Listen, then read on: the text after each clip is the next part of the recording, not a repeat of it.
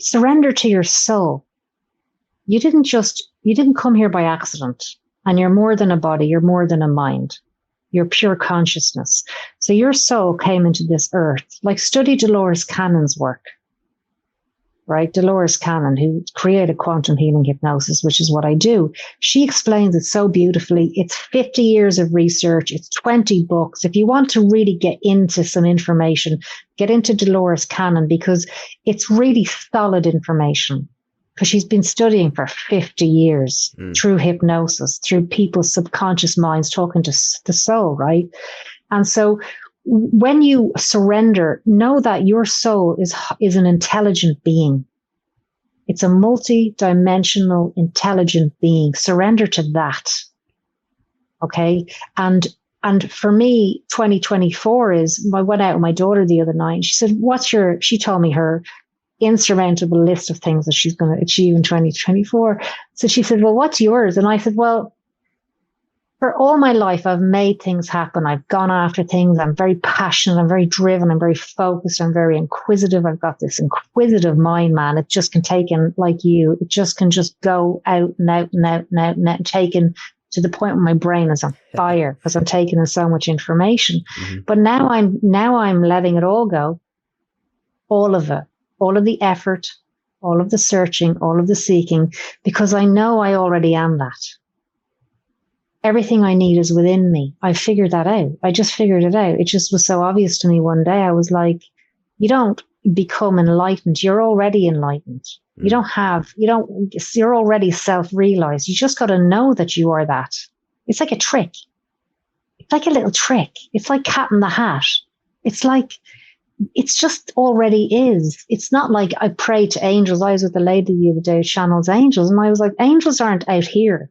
Don't call them in. They're already there. It's all in here. And surrender to the intelligence and the divine beauty of your own soul, and allow that for a moment to deliver to you the life it wants to show you, instead of like, freaking out and saying, I have to make this happen, and I have to fix this relationship, and I have to make that amount of money.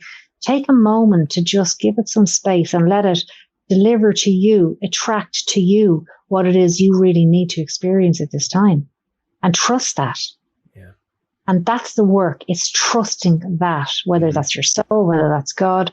You got to trust something other than your intellect. Because here's how I know this really works like this. In hypnosis, you're dealing with the subconscious mind. So when your soul decides to come into the earth, into a body, all of the experiences that your soul has had, they get downloaded into your subconscious mind, right? All of the experiences. And so here, let's just say for a moment, here's your mind. So the conscious mind is the tiny, like a rice grain. It's a tiny part of the whole thing. And there's 95% of your subconscious mind that we have no access to, but is actually running the show. Right? Yeah. So science will say that. We're only using a tiny portion of our brains, because in the subconscious mind is all the memories of the soul.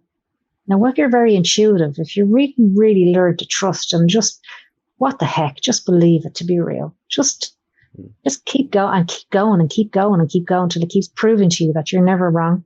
You always know what's right. You always know what's true. You always know what's good. You always know the right thing to say. You always know how somebody else is feeling. You always know you shouldn't have eaten 10 cookies, only one, because your stomach. We have access to all of that if we just start believing. And the more you open your mind, the more access you have to all of your memories as a soul and where you've been before you came here.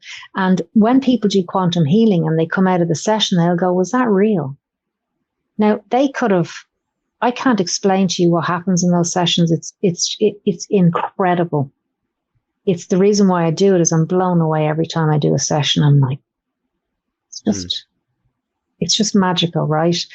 But the most fascinating thing is the mind just goes, was that real? Now, I warn them before they work that that's what's going to happen, because the mind, the tiny part of the mind that we're using, that gets in the car, that brushes the teeth, that rings the girlfriend, that knows what you want to eat, that's living in a 5% box. And that mind thinks that nothing else exists except for the 5% of its reality. Yeah. So everything outside of the 5% can't be real. But the other 95% knows everything.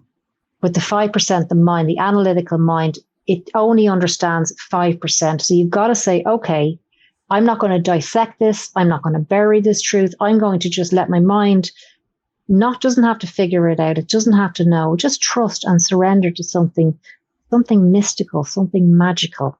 Mm-hmm. You don't have to know what it is. You have to feel it. Yeah. So just know that the mind will try to slate anything spiritual. Yeah. It's going to want to do that because it doesn't get it. It's not its job. Mm. Why do they give you a mantra when you meditate? Because the mind needs something to do.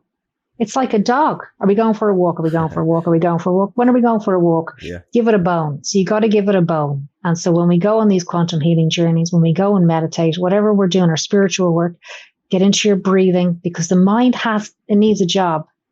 If you don't give it a job, it's going to really F up your experience because it's going to say it's not real.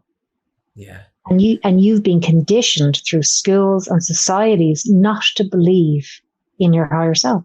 Yeah. You just got to believe what the government says, believe what your parents say, believe what the church says. No, you got to believe what your soul is trying to tell you.